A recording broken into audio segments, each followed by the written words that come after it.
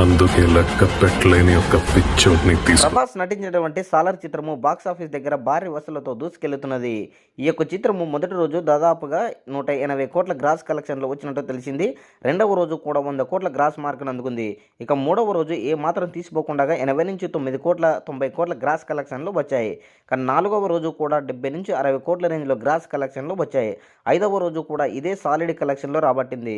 మొత్తానికి సాలార్ చిత్రము మొదటి వీక్ కంప్లీట్ అయ్యేసరికి 310 కోట్ల షేర్ కలెక్షన్లు, 520 కోట్ల గ్రాస్ కలెక్షన్లు వచ్చినట్టు అధికారికంగా ప్రకటించారు.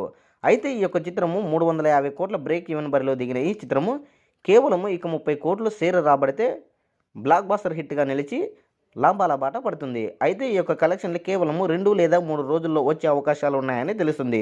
ఇప్పుడు అందుతున్నటువంటి సమాచారం ప్రకారం ఫస్ట్ వీక్ కంప్లీట్ అయ్యేసరికి 310 కోట్ల షేర్ కలెక్షన్లు, 500 కోట్ల గ్రాస్ కలెక్షన్లు వచ్చినట్టు తెలుస్తుంది. అయితే గతంలో వచ్చినటువంటి RRR చిత్రము ఫస్ట్ వీక్ కంప్లీట్ అయ్యేసరికి 720 కోట్ల గ్రాస్ కలెక్షన్లు రాబట్టింది. 410 కోట్ల షేర్ కలెక్షన్లు రాబట్టి ఆల్ టైమ్ రికార్డు సృష్టించింది.